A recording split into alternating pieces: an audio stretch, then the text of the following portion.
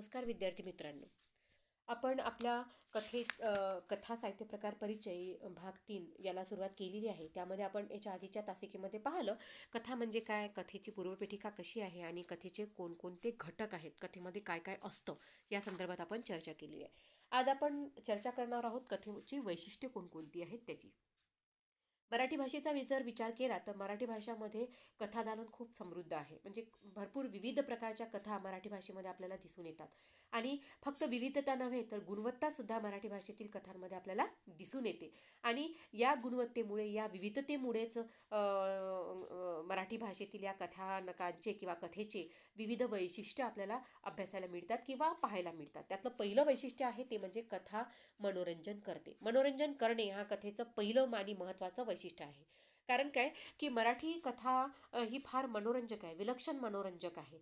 आणि सर्वात जास्त मराठीमध्ये वाचला जाणारा जो साहित्य प्रकार आहे तो म्हणजे कथा आहे. आणि मनोरंजकता हे त्याचं वैशिष्ट्य असल्यामुळेच, या मनोरंजकता असलेल्या वैशिष्ट्यामुळेच कथेला दिवाळी अंकामध्ये महत्त्वाचे स्थान प्राप्त झालेलं आहे, महत्त्वाचे पान प्राप्त झालेलं आहे.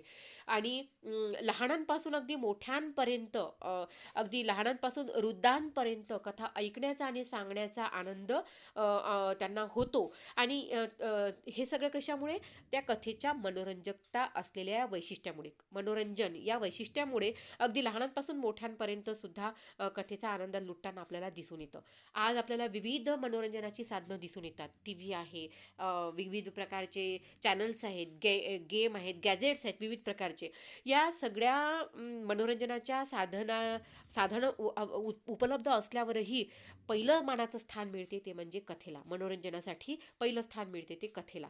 सगळ्यांनाच हवीविषयी वाटते, सगळ्यांना ती आवडते, सांगायलाही आवडते आणि ऐकायलाही आवडते. अगदी लहान मुलांचा जर विचार केला तर ही मुलं तर अगदी कथा सांगण्यासाठी, ती ऐकण्यासाठी उत्सुक झालेले असतात आणि सांगण्यासाठी ते आपल्याला भंडावून सोडतात, मोठ्या माणसांना भंडावून सोडतात. पण यासाठी मोठे माणसं काही अपवाद नाही आहेत, मोठ्या माणसांनाही ती तितकीच आवडते. आणि का? कारण कथेचं महत्त्वाचं वैशिष्ट्य आहे ते म्हणजे कथा हे व्यक्तीचं मनोरंजन करते. हे झालं त्याचं पहिलं वैशिष्ट्य.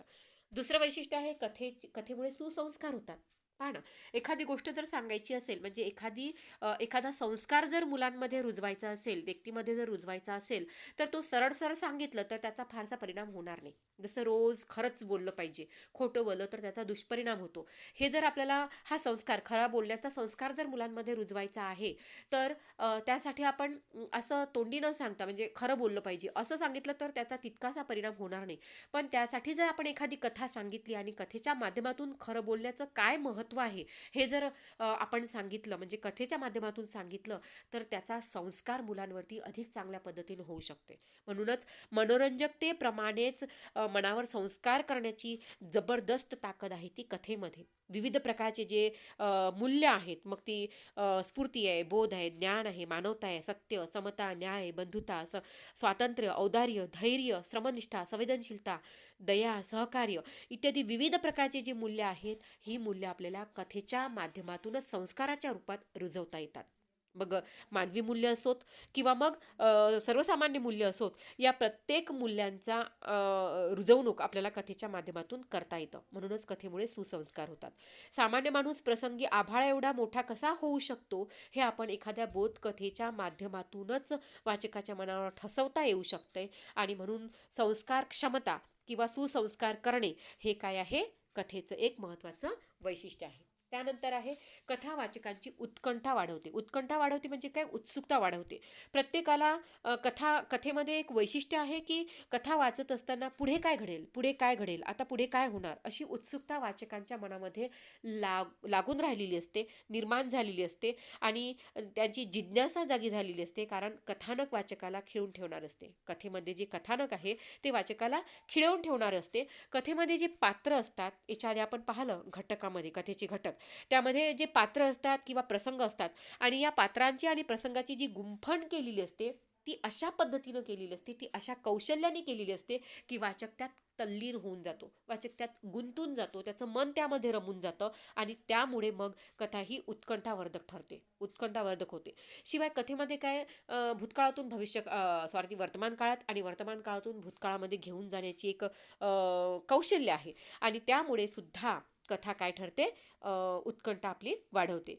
या दृष्टीने जर विचार केला तर पाठ्यपुस्तकातील शोध, आपल्या पाठ्यपुस्तकामध्ये शोध ही कथा आहे.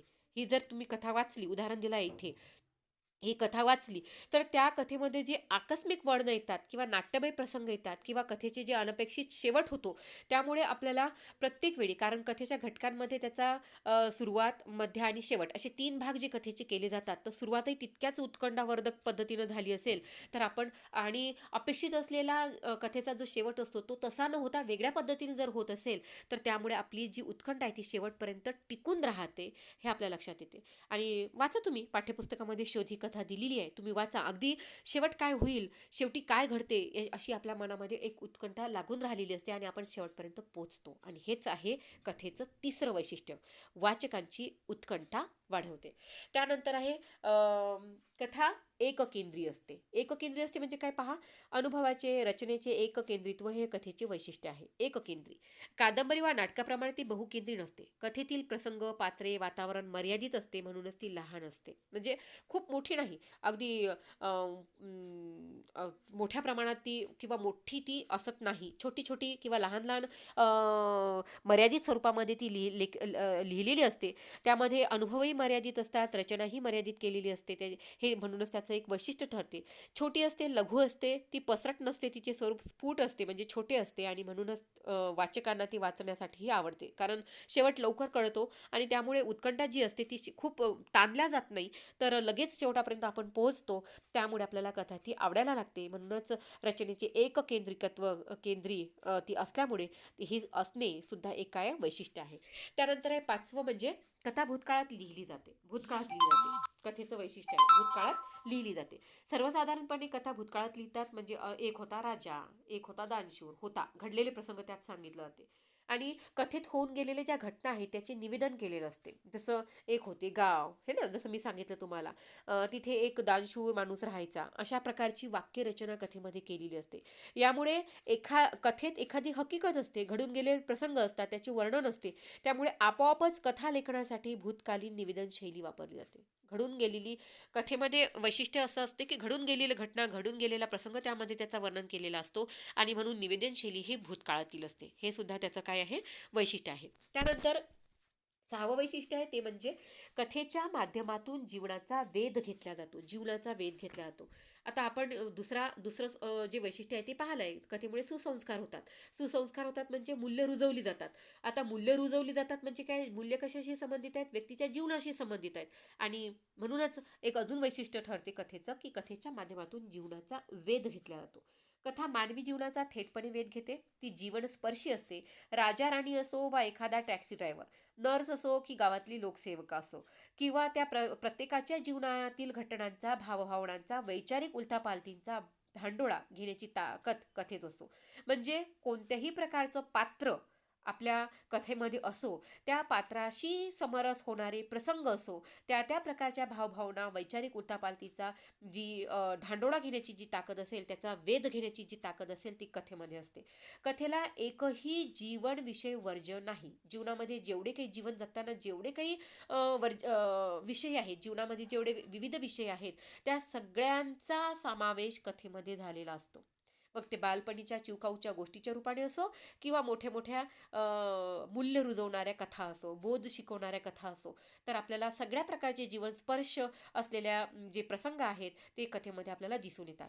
मानवी जीवनात प्रवेश करणारी कथा आयुष्यात ठाण मांडून बसलेली असते. मानवी जीवनात प्रवेश करणारी कथा आयुष्यात ठाण मांडून बसलेली असते. म्हणजे कथा सगळ्यांनाच आवडते. आपल्या जीवनामध्ये कथेला महत्त्वाचं, अनन्यसाधारण महत्त्व आहे, आणि फक्त महत्त्व नाही तर आपल्या आयुष्याचा तो एक भाग झालेला आहे.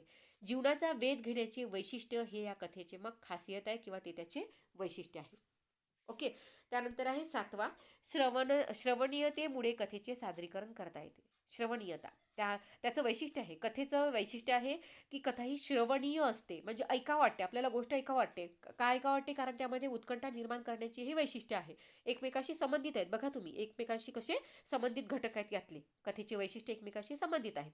सादरीकरण करणे म्हणजे सादर केले जाणे, सांगणे किंवा कथन करणे. कथा सादर केली जाते.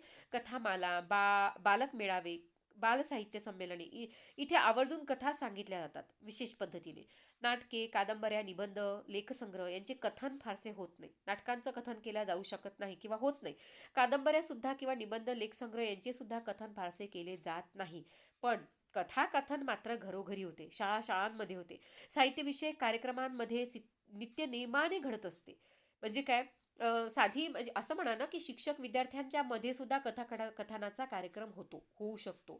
त्याच्या माध्यमातून विद्यार्थ्यांपर्यंत पोहोचण्याचं काम शिक्षकही करत असतो. म्हणजे काय, शाळांमध्ये सुद्धा, घरी सुद्धा आजोबा, आजी, आई, वडील, मोठे भाऊ, बहिणी आपल्याला कथा सांगत असतात. म्हणजे काय, की सादरीकरण केलं जाते, कथा कथन केले जाते. ती मनोभावे सांगणे, ऐकणाऱ्यांनी ती एकचित्ताने ऐकणे, ही सांस्कृतिक देवघेव पूर्वी होत होती, आज होत आहे आणि उद्या होत राहील. म्हणजे याच्या आधी भूतकाळाचा विचार केला, सांस्कृतिक देवघेव याच्या माध्यमातून मूल्य रुजवण्याचं काम करणे वगैरे, ही जी सांस्कृतिक देवघेव आहे, देवाणघेवाण आहे, ती पूर्वीही होत होती. जेव्हा आश्रमशाळा होत्या किंवा आश्रमाच्या माध्यमातून विद्यार्थ्यांना शिक्षण दिलं जात होतं, तेव्हाही होतं, आजही आहे आणि उद्या भविष्यातही राहील. म्हणून का, हे त्याचं वैशिष्ट्य का ठरते, कारण कथा ही श्रवणीय असते. म्हणून कथेचं श्रवणीय असणे हे सुद्धा एक काय आहे, वैशिष्ट्य आहे. आणि त्याचं सादरीकरण करता येतं, हेही त्याचं एक वैशिष्ट्य आहे. कळलं का? तर अशा पद्धतीने कथेचे वैशिष्ट्य काय आहे हे आपण आज याची चर्चा केली आहे. बाकीचा भाग उद्या